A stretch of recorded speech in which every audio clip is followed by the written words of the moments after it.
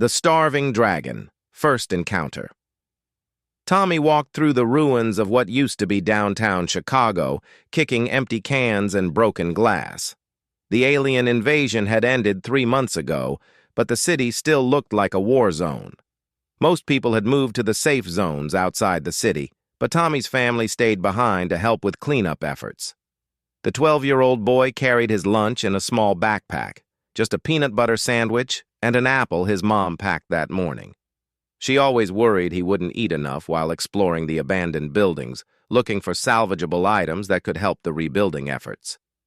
As Tommy climbed over a pile of twisted metal that used to be a car, he heard something strange. It sounded like whimpering, like when his dog Max got hurt last year. But this sound was different, deeper, more desperate.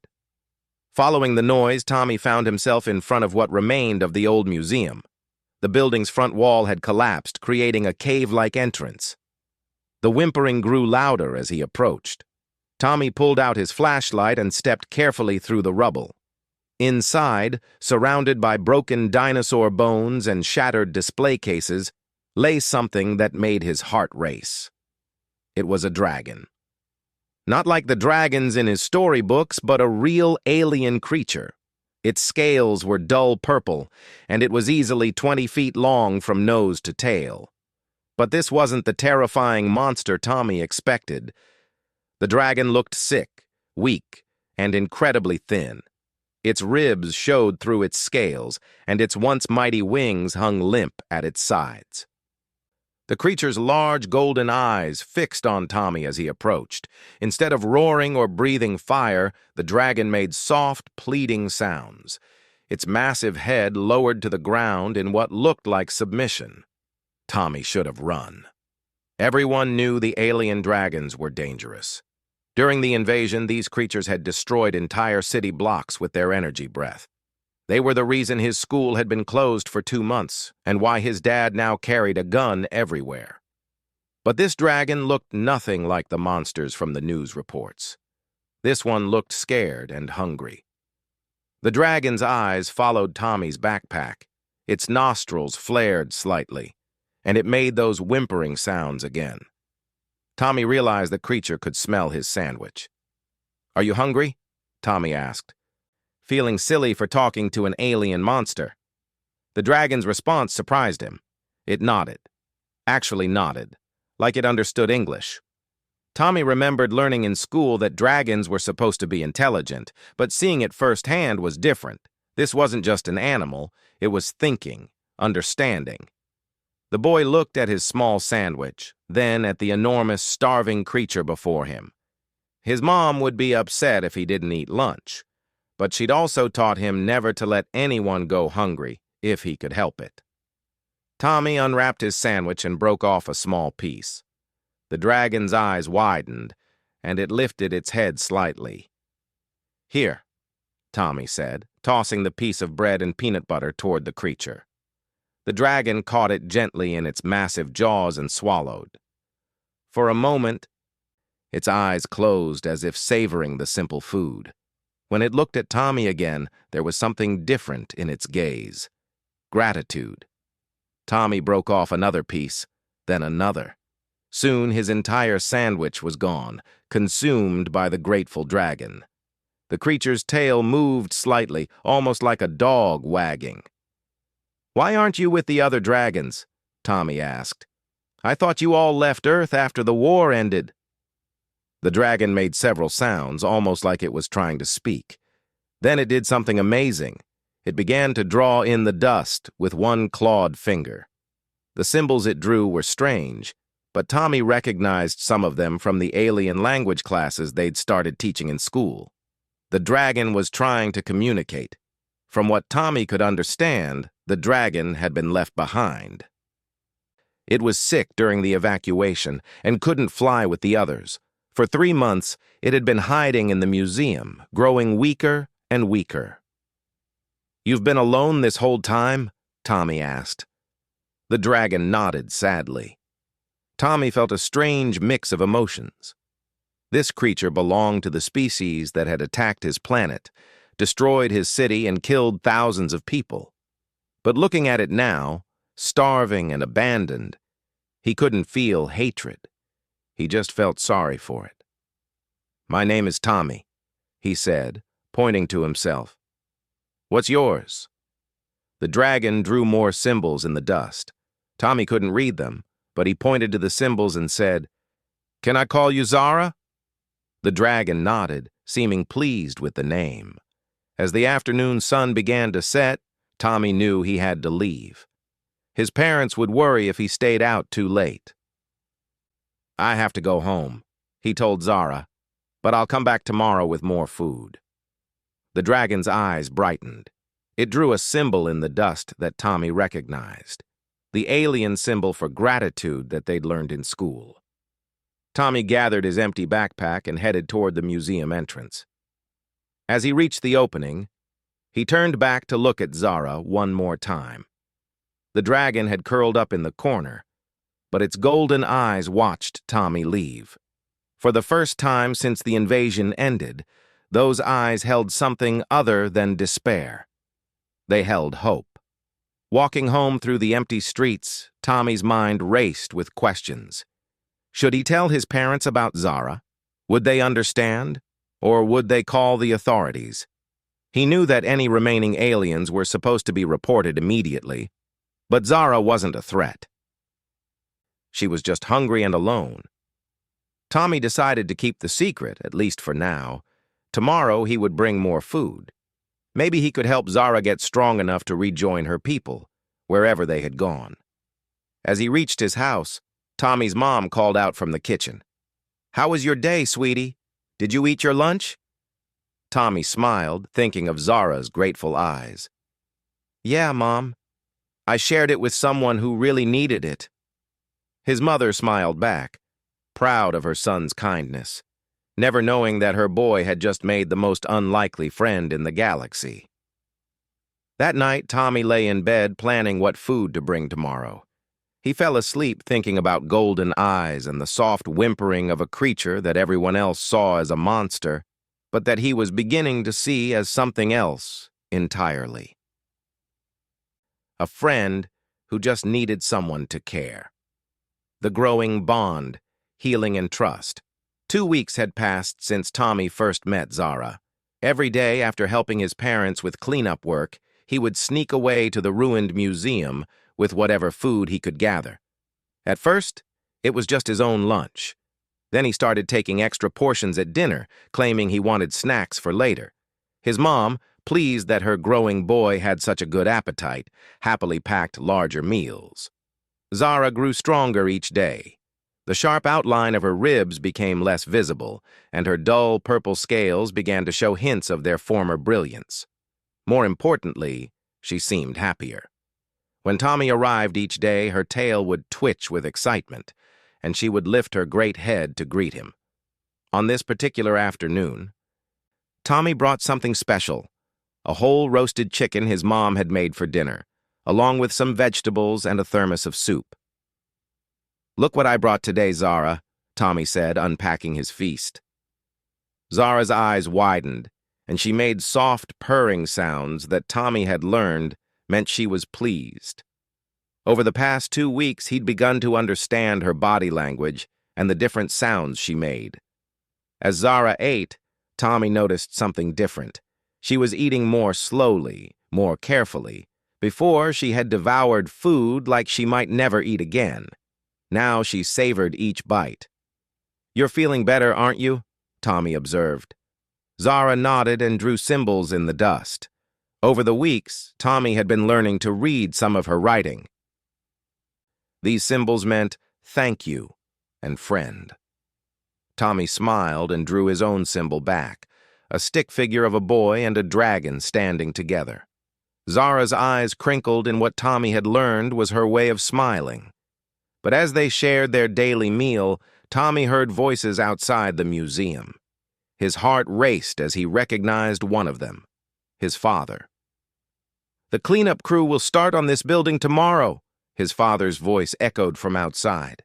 "We need to make sure there are no structural dangers before the demolition team comes in." Tommy's blood ran cold. They were going to tear down the museum. Zara had heard the voices too.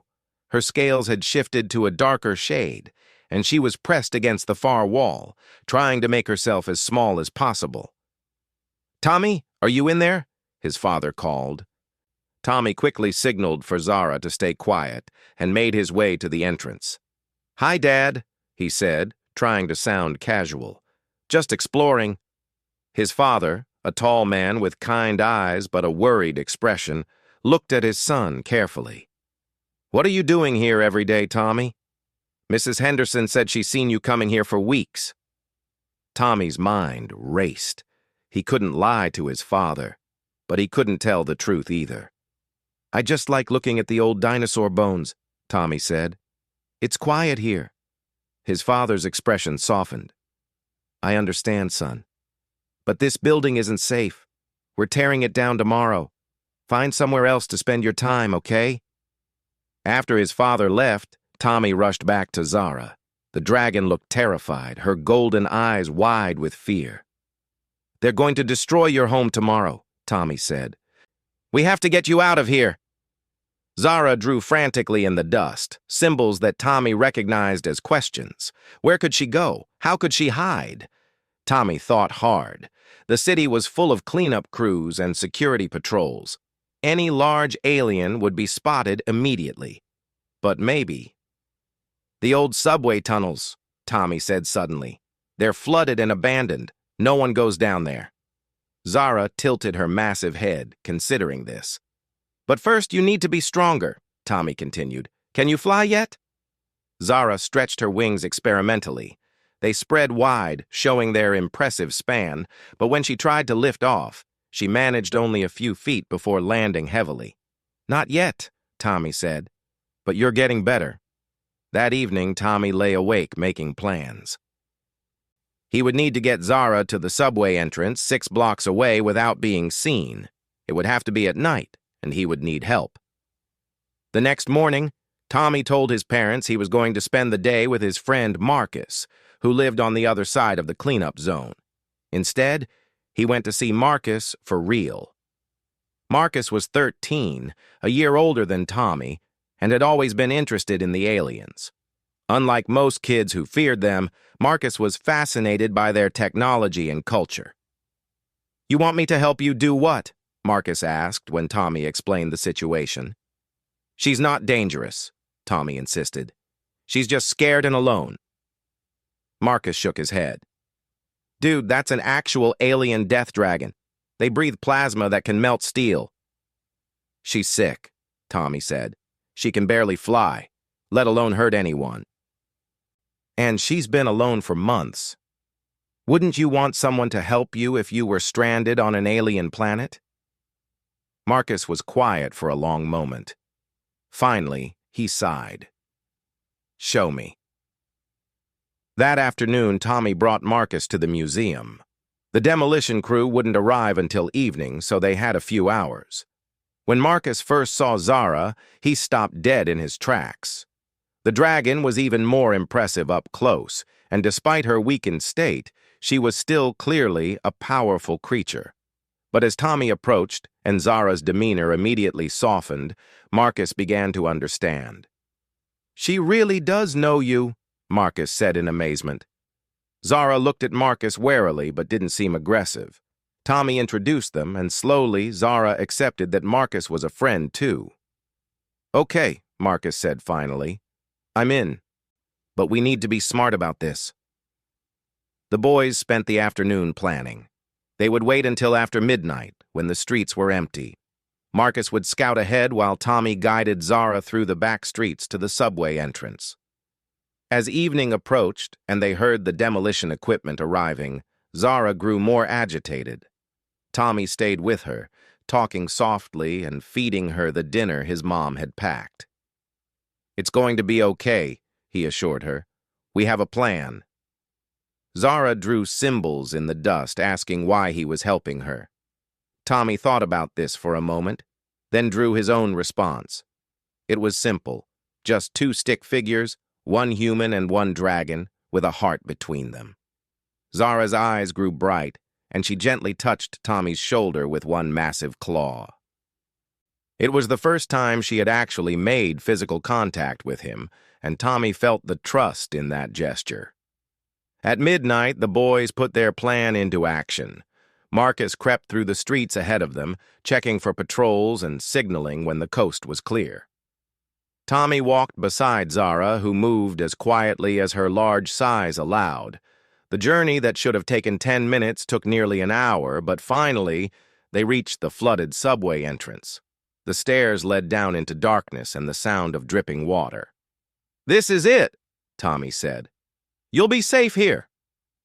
Zara looked down into the dark tunnel, then back at Tommy. Her expression was grateful but sad. "I'll visit you," Tommy promised. "Every day, and when you're strong enough to fly again, maybe we can find your people." Zara nodded and drew one last symbol in the dirt before disappearing into the tunnel. It was the symbol for hope. As Tommy and Marcus walked home through the empty streets, Marcus was unusually quiet. "That was the right thing to do, wasn't it?" Tommy asked. Marcus nodded slowly. "Yeah, but Tommy, what if her people don't want to be found? What if they left her behind on purpose?" It was a question Tommy didn't want to think about. But as he fell asleep that night, he decided it didn't matter. Zara was his friend now, and he would help her no matter what. Even if it meant changing everything he thought he knew about aliens, war, and what it meant to be human. Calc, the Truth Revealed. Sacrifice and Redemption. 1 month later, everything changed. Tommy had been visiting Zara in the subway tunnels every day. She had grown strong and healthy, her scales now gleaming with their natural purple brilliance. She could fly short distances, and her energy breath had returned, though she was careful never to use it around Tommy.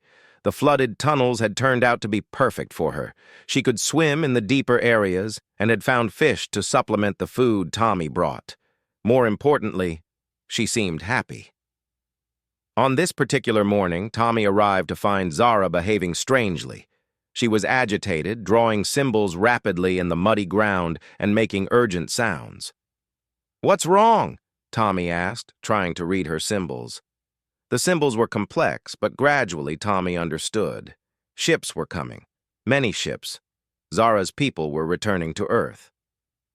Tommy felt a mix of excitement and fear. "Are they coming for you?" Zara's response made his heart sink. The symbols she drew told a different story. Her people weren't coming to rescue stragglers. They were coming back to finish what they started. "What do you mean?" Tommy asked, though part of him already knew. Zara drew a map in the mud, showing Earth surrounded by ships. Then she showed explosions, destruction on a massive scale. The invasion hadn't failed. It had just been postponed while the aliens gathered a larger force. Tommy's legs felt weak. "When?" Zara held up her claws. 3 days. "We have to warn people," Tommy said, but Zara shook her massive head. She drew more symbols, explaining something that made Tommy's world turn upside down.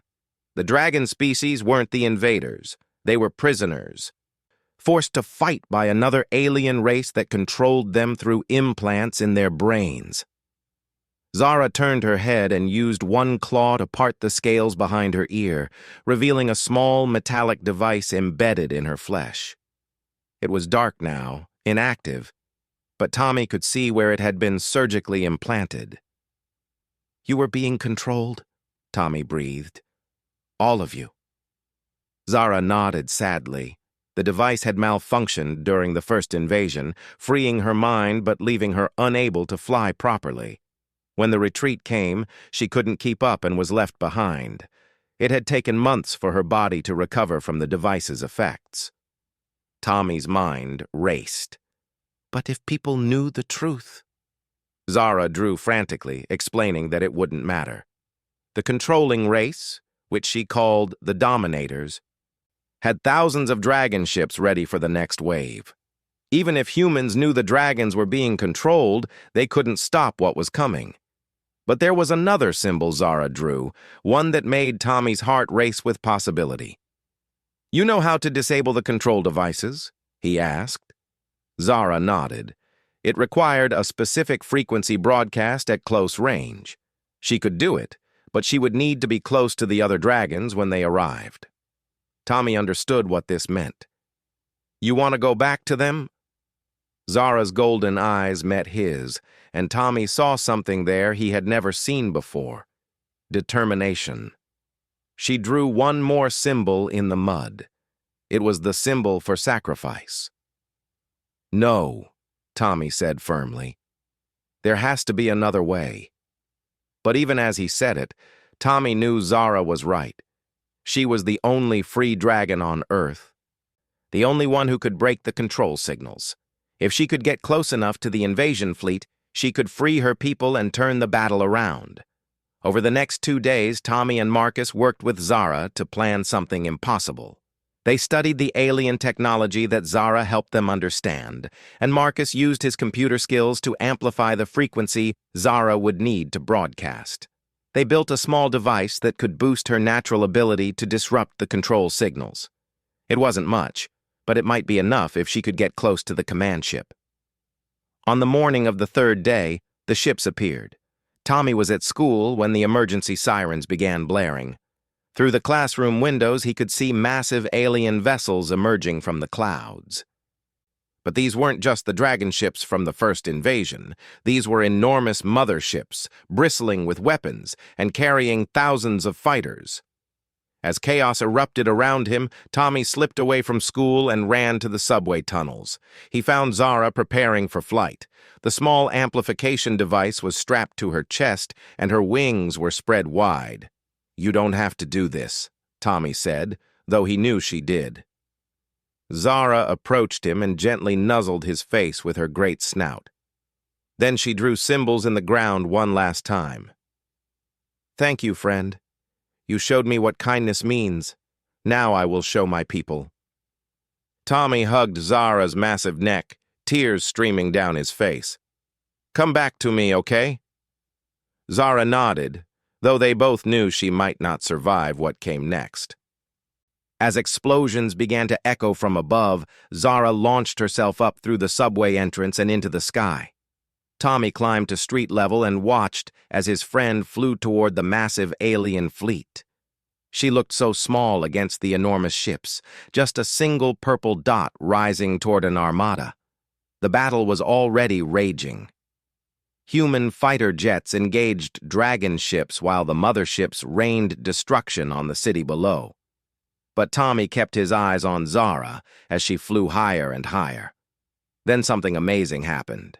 As Zara reached the dragon formation, Tommy saw flashes of light, not weapons fire, but something else.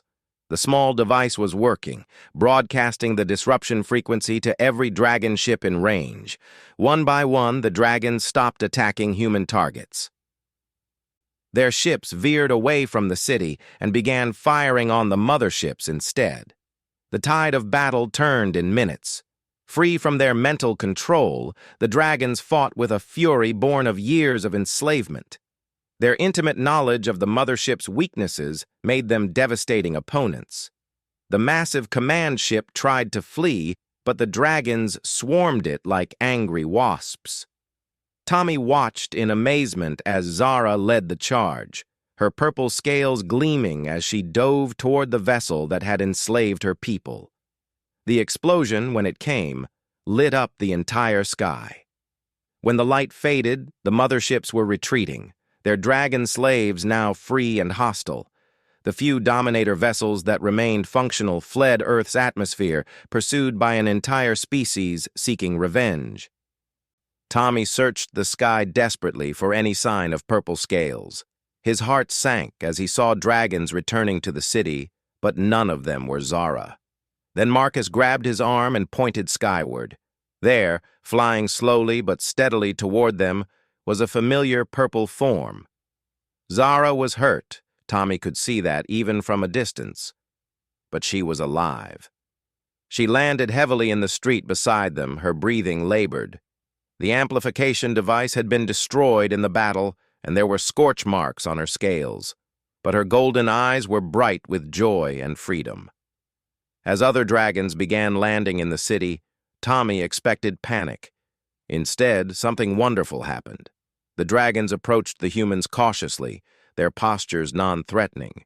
Without the control devices, they showed their true nature: intelligent, peaceful beings who had been forced to wage war against their will.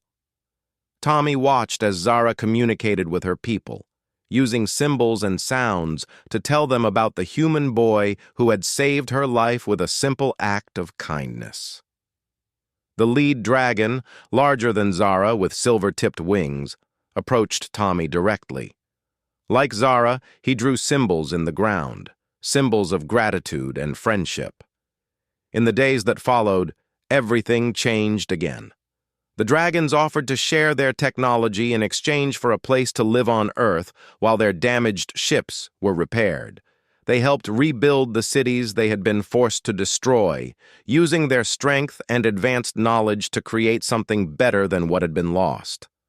Tommy became something of a celebrity, the boy who befriended an alien and helped save the world. But he didn't care about the attention. What mattered was that Zara was free, safe, and happy. 6 months later, when the dragon ships were repaired and ready to leave Earth, Zara faced a choice. Her people were returning to their homeworld to rebuild their civilization, but she had found something on Earth worth staying for.